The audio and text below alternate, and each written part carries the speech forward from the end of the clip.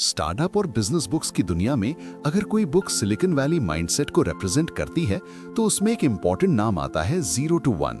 ये typical motivational business book नहीं है। इस बुक का टोन थोड़ा डिफरेंट है। यहाँ फोकस हसल या डेली प्रोडक्टिविटी पर नहीं है, यहाँ फोकस इनोवेशन पर है। कैसे एक कंपनी बिल्कुल नया आइडिया क्रिएट करती है और कंप्लीटली न्यू मार्केट बिल्ड करती है। बुक के ऑथर हैं पीटर थियल। वो सिलिकॉन वैली के वेल नोन इन्वेस्टर और एंटरप्रेन्योर हैं।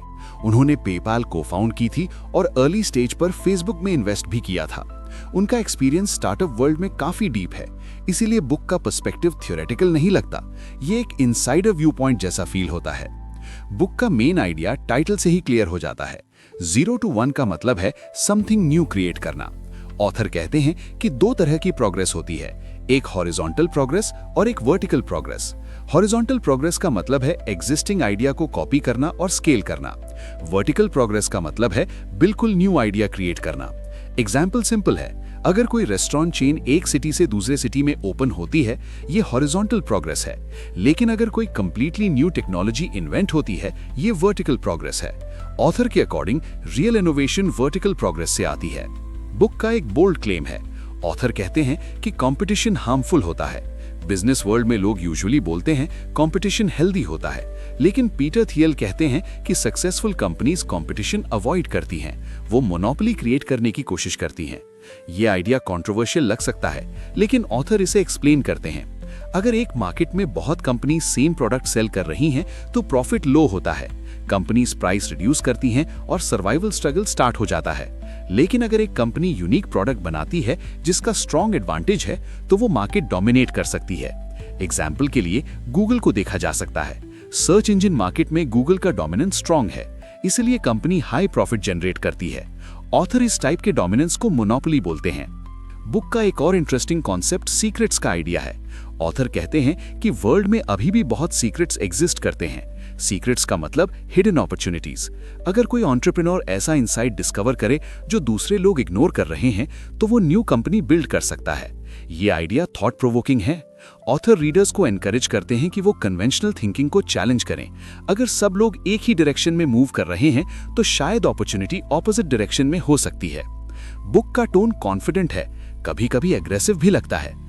Author openly strong opinions share करते हैं। एग्जाम्पल के लिए वो एजुकेशन सिस्टम और ट्रेडिशनल करियर पाथ को क्वेश्चन करते हैं। उनके according safe career path follow करना इनोवेशन को रिड्यूस करता है। ये पर्सपेक्टिव सिलिकॉन वैली कल्चर को रिफ्लेक्ट करता है, जहां रिस्क और एक्सपेरिमेंटेशन को वैल्यू दिया जाता है। लेकिन ऑनेस्ट रिव्यू में कुछ लिमिटेशंस भी मेंशन करनी जरूरी हैं। सबसे पहली लिमिटेशन कंटेक्स्ट है। बुक सिलिकॉन वैली इकोसिस्टम के पर्सपेक्टिव से लिखी गई है। वहां वेंचर कैपिटल, टेक्नोलॉजी इकोसिस्टम और स्टार्टअप कल्चर स्ट्रॉन्ग है। हर कंट्री में ये एनवायरनमेंट अवेलेबल नहीं होता, इसीलिए बुक के आइडियाज हर सिचुएशन में डायरेक्टली अप्लाई नहीं होते। दूसरी लिमिटेशन प्रैक्टिकलिटी है। बुक काफी बिग आइडियाज डिस्कस करती है, लेकिन स्टेप बाय स्टेप गाइड नहीं देती। एग्जाम्पल के लिए बुक रिपीटेडली बोलती है कि यूनिक आइडिया फाइंड करो और मोनोपोली बिल्ड करो, लेकिन ये प्रोसेस प्रैक्टिकली कैसे स्टार्ट होता है उस पर लिमिटेड डिस्कशन है। कई रीडर्स एक्सपेक्ट करते हैं कि बुक स्टार्टअप बिल्डिंग का क्लियर ब्लूप्रिंट देगी, लेकिन बुक ज्यादा फिलोसॉफिकल डिस्कशन जैसी लगती है। बुक का एक और एस्पेक्ट नोटिसेबल है। ऑथर का टोन कभी-कभी एलिटिस्ट लग सकता है। सिलिकॉन वैली सक्सेस स्टोरीज को हाईलाइट किया गया है, लेकिन फेलियर्स और ग्राउंड लेवल स्ट्रगल्स पर लिमिटेड फोकस है। फिर भी बुक का इंटेलेक्चुअल वैल्यू स्ट्रॉन्ग है। ये रीडर को बिजनेस और इनोवेशन के बारे में डिफरेंट एंगल से सोचने पर फोर्स करती है। बुक का राइटिंग स्टाइल क्लियर है, चैप्टर्स शॉर्ट हैं, कॉन्सेप्ट्स डायरेक्ट लैंग्वेज में एक्सप्लेन किए गए हैं। ऑथर अननेसेसरी जार्गन अवॉइड करते हैं। बुक में पेपाल के अर्ली डेज के एग्जाम्पल्स भी मिलते हैं। ऑथर एक्सप्लेन करते हैं कि कैसे स्मॉल ग्रुप ऑफ फाउंडर्स ने स्ट्रॉन्ग विजन के साथ कंपनी बिल्ड की। ये स्टोरी स्टार्टअप कल्चर को समझने में हेल्प करती हैं।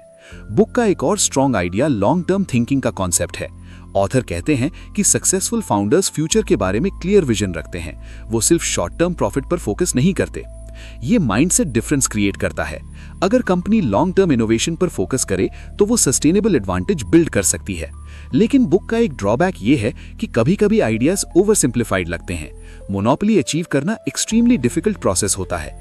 Market forces, regulation, technology shifts, सब फैक्टर्स रोल प्ले करते हैं। बुक इस कॉम्प्लेक्सिटी को शॉर्ट डिस्कशन में कवर करती है।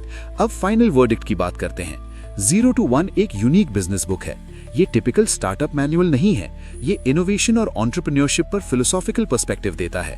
बुक का स्ट्रॉन्गेस्ट पॉइंट है थिंकिंग शिफ्ट।